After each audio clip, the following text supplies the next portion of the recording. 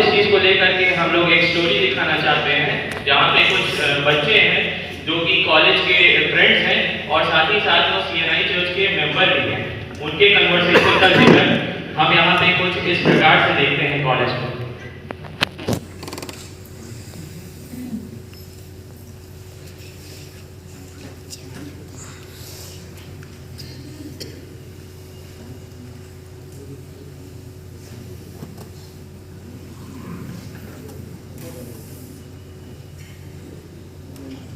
क्या हाल चाल है? ठीक है भाई, अपना बताओ। आज के चर्च की मीटिंग में आ रहे हो नहीं हो? नहीं भाई, मैंने भाई नहीं आए। क्या हो गया? नहीं भाई, मैंने सकता मेरी एक फ्रेंड है जो मैं उससे लाइक करता हूँ और उससे सारी बातें शेयर करता हूँ, तो वो मुझे अपनी यूथ ज्वाइन करने के लिए कहती। तो मैं ऐसा कब हो गया तुमने कभी उनको बताया? हाँ भाई, रिसेंटली हुआ कि बताने का मौका ही नहीं मिला। प्रथम, तुम एक लड़की के लिए हमारे CNI चर्च को छोड़ के जा रहे हो, जो सबकी सहायता करता है, मदद करता है, और हमारे पास्टर साहब जो वचन को अच्छी तरीके से, शुद्ध तरीके से समझाते हैं। और सबसे बड़ी चीज़ तो ये है कि जो हमारा CNI चर्च है वो तो हमारे बाप दादाओं का चर्च है, जिसमें हम लोग शुरू से रहे हैं, और वो चर्च सबकी मदद करने के लिए कितना आगे रहता है, और वहाँ के पास्टर हर किसी के साथ कितने अच्छे से बात करते हैं, उनका व्यवहार कितना अच्छा है। खैर, अब ये तो तुम लोगों का चॉइस है। अब तो हमारी जो मुलाकात होगी वो वेकेशंस के बाद ही होगी, तो चलो छुट्टियों के बाद मिलते हैं। ओके, चलो बाय, गॉड ब्लेस यू भाई।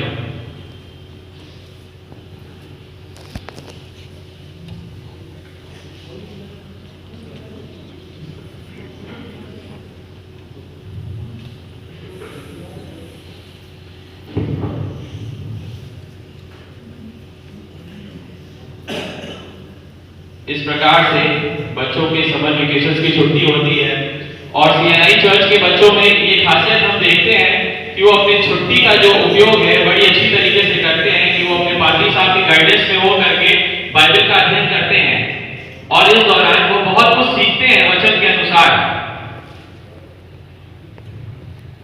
और समर वेकेशंस खत्म होने के बाद उनकी मुलाकात दोबारा से उनके दोस्तों के साथ होती है उनके कॉलेज में।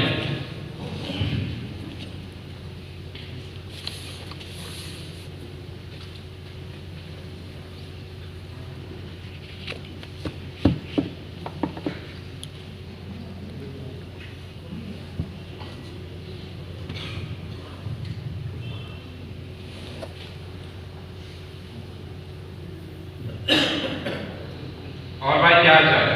सब बढ़िया है भाई। कम्युनिकेशन कैसा है भाई? बढ़िया हुआ सब कुछ।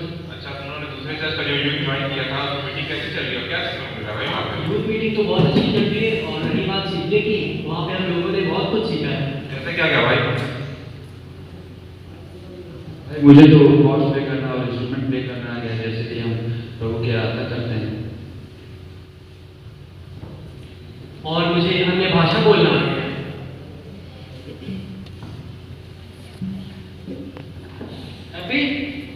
हैप्पी, तुमने क्या सीखा? हमने एक ऐसा चर्च ज्वाइन किया जहाँ लोग सबत के बारे में बताते हैं, और सबत का दिन सैटरडे होता है। सैटरडे के दिन वो कोई भी काम नहीं करते, चाहे कितना भी जरूरी क्यों ना हो, वहाँ फ्री में सेवा दी जाती है। अच्छा, ठीक है भाई, हम लोगों ने भी इस छुट्टियों के दौरान अपने पास्टर साहब से CNI चर्च के कुछ बाइबल के वचन के द्वारा कुछ सीखा है, और हम लोग की इच्छा है तो हम लोग तुम लोग शेयर करना चाहते हैं। हाँ भाई बिल्कुल। तो जैसा कि प्रथम तुम बता रहे थे कि तुम ऐसा चर्च ज्वाइन किए हो जहाँ पे आराधना करी जाती है, और तुमने कॉर्ड्स प्ले करना सीख लिया, और बड़ा डांस करके, अभी तुम अपने घर में हम लोग थे तो तुम बता रहे थे कि तुम डांस करके और गिटार बजा करके गाना गा रहे थे प्रभु के लिए, तो वो प्रभु की आराधना कह रहे थे। पर मैं बताता हूँ कि सच्ची आराधना क्या है, जो प्रभु के वचन के अकॉर्डिंग है। ये बात बहुत अच्छी है कि तुम प्रभु की स्तुति कर लेते हो गिटार बजा करके और सॉन्ग्स प्ले करके, पर सच्ची आराधना के विषय में प्रभु का वचन हमें कुछ इस प्रकार से कहता है कि सच्ची आराधना वो आराधना है जो आदमी सच्चाई से और आत्मा के साथ करता है, और परमेश्वर भी ऐसे आराधकों को ढूंढता है जिसमें सच्चाई और कुछ नहीं है वरन परमेश्वर का वचन है, और आत्मा जो है वो होली स्पिरिट है, यानी कि परमेश्वर की आत्मा। और रही बात सच्चाई की, तो सच्चाई के विषय में मैं तुम्हारे बारे में बताना चाहता हूँ कि वचन और कोई नहीं है वरन वचन खुद स्वयं यीशु मसीह है। क्योंकि यूहन्ना की किताब उसका पहला अध्याय उसकी पहली आयत जब हम पढ़ते हैं तो उसमें इस प्रकार से लिखा है कि आदि में वचन था वचन परमेश्वर के साथ था और वचन ही परमेश्वर था। वहां यीशु मसीह के बारे में बता रहे हैं कि वचन जो है यानी कि यीशु मसीह ही वचन है। और यीशु मसीह भी इस चीज को कहते हैं, अगर तुम सच्चाई के बारे में जानना चाहते हो तो सच्चाई भी और कोई नहीं है, सच्चाई भी यीशु मसीह है। क्योंकि कहते हैं वो यूहन्ना की किताब उसका 14 अध्याय उसकी 6वीं आयत में कि मार्ग, सत्य और जीवन मैं ही हूँ, बिना मेरे द्वारा कोई पिता तक नहीं पहुंच सकता। और यदि हम आमोस नबी की किताब पढ़ते हैं तो उसमें भी, होशे नबी की किताब पढ़ते हैं तो उसमें भी इस चीज को हमें देखने को मिलता है कि वहां पे परमेश्वर के ज्ञान न होने के कारण उनकी प्रजा जो है वो नाश हुई जाती है।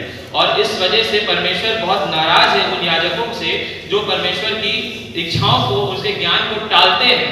और वो उनको, और आमोस की जब हम किताब पढ़ते हैं तो वहां पर इसको भी देखते हैं कि परमेश्वर के ज्ञान न होने के कारण वो लोग जो है अपने फेस्टिवल से, अपने सॉन्ग से परमेश्वर को खुश करने के लिए सोचते हैं, पर परमेश्वर उससे वहां भी खुश नहीं होता। क्या तुम्हें अभी समझ में आया कि परमेश्वर की सच्ची आराधना किसे कहते हैं? हाँ भाई, मुझे समझ आ गया। परमेश्वर मुझे माफ करें और आज के बाद मैं ऐसा नहीं करूँगा और शुक्रिया ये वचन शेयर। वेलकम।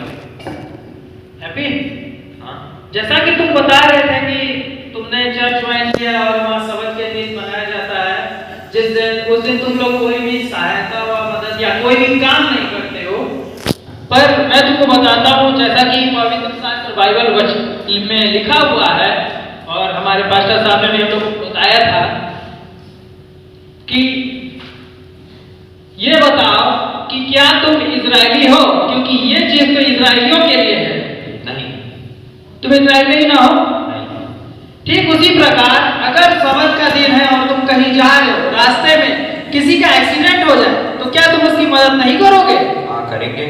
या सबत के दिन तुम्हारे घर में कोई बीमार पड़ जाए तो क्या तुम उसे हॉस्पिटल लेके नहीं जाओगे? बिल्कुल लेके जाएंगे। वही चीज हमारे पवित्र शास्त्र बाइबल में भी लिखा है। मत्ती रचित सुसमाचार के 12वें अध्याय के 10वें और 11वें आयत में लिखा है, वहां एक मनुष्य था जिसका हाथ सूखा हुआ था। उसने प्रभु यीशु मसीह से पूछा, क्या सबत के दिन चंगा करना उचित है?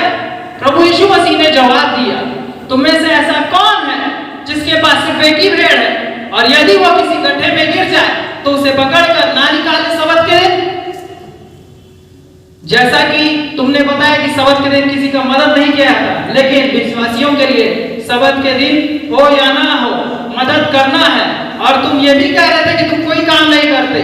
यूहन्ना रचित सुसमाचार के 5वें अध्याय के 17वें आयत में लिखा है, मेरा पिता अब तक काम करता है और मैं भी करता हूं हर दिन। यह प्रभु यीशु मसीह ने कहा। इसलिए विश्वासियों के लिए हर दिन एक समान है और मदद करने के लिए, काम करने के लिए हमें सबत का दिन हो या ना हो करना है। क्या तुम अभी ये सोचते हो कि सबत के दिन काम करना या मदद करना उचित है? मैं उसके सारे दिन में काम करूंगा। और मार्क, तुम अन्य भाषा से क्या समझते हो और हमें क्यों दिया गया उदाहरण? अन्य भाषा ऐसी भाषा है जो हमारे चर्च में बोली जाती है और वो किसी को समझ नहीं आती है। भाई, जब किसी को समझ में नहीं आती है तो तुम्हारे चर्च में इस भाषा का क्यों प्रयोग किया जाता है भाई? हाँ भाई, मैंने तो ऐसा कभी सोचा ही नहीं। भाई, मैं तुम्हें बताता हूँ, अन्य भाषा कोई ऐसी भाषा नहीं जो किसी के समझ में नहीं, बल्कि पृथ्वी पे बोले जाने वाली भाषा है। जैसा कि हम प्रेरितों काम 2 में देखते हैं, जब पेंतेकोस्त के दिन पवित्र आत्मा चेलों के ऊपर उतरा तो वे अन्य भाषा बोलने लगे। और जब वे बोल रहे थे तो वहां पे सारे जगत से लोग जो आए हुए थे उनको अपने अपने जन्मभूमि की भाषा सुनाई पड़ी और उन्होंने उनके मुंह से यीशु मसीह का सुसमाचार सुना और उसी दिन उनमें 3000 लोग मिल गए। और भाई, जो क्या कहते हैं अन्य भाषा है, जैसे कि पहला कुरिन्थियों 14 के 22 हम देखते हैं, वो अविश्वासियों के लिए एक चिन्ह है। क्या तुम अविश्वासी हो भाई? नहीं भाई। तो फिर तुम अन्य भाषा क्या समझे भाई? हाँ भाई, मैं समझ गया, ये पृथ्वी पर बोली जाने वाली ही भाषा है। और थैंक यू, मुझे ये पता नहीं था, तुमने मुझे ये वचन बताया। और पवित्र आत्मा का कोई भी दान मनुष्य की खुद की उन्नति के लिए नहीं है, बल्कि सुसमाचार प्रचार करने के लिए सारे जगत में यीशु मसीह का। अच्छा, थैंक यू भाई। ये बात बहुत अच्छी लगी कि तुम लोगों ने परमेश्वर के वचनों को जो हम लोगों ने कलाम से पढ़ करके बताया, अच्छी रीति से ग्रहण किया। क्यों ना चलो हम अपने CNI चर्च के पास्टर जी के पास चलते हैं और वो देखते हैं कि तुम लोगों के बारे में क्या कहते हैं।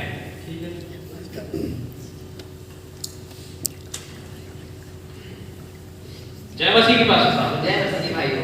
पास्टर साहब, ये हमारे कुछ दोस्त हैं जो हमारे चर्च के मेंबर थे पहले, और ये किसी वजह से हमारे चर्च से दूर चले गए थे, पर अब ये वापस आना चाहते हैं। क्या इनके बारे में आप कुछ कहना चाहेंगे?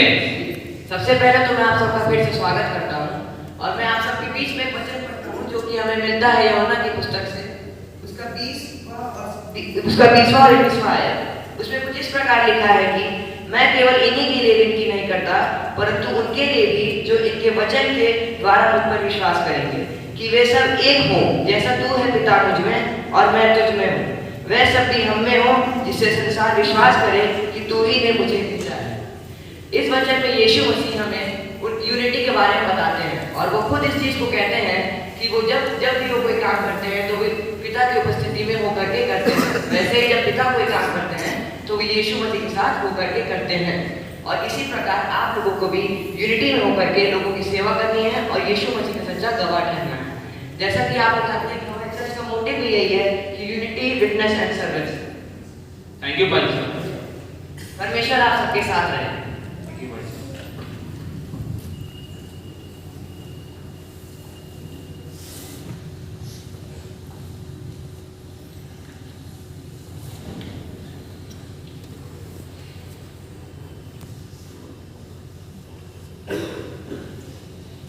प्रभु हमें माफ करिए, हम आपकी शरण में आए हैं, अतः अपने घुटनों पर आकर पश्चाताप करते हैं कि हम भटक गए थे और अब लौटना चाहते हैं। Now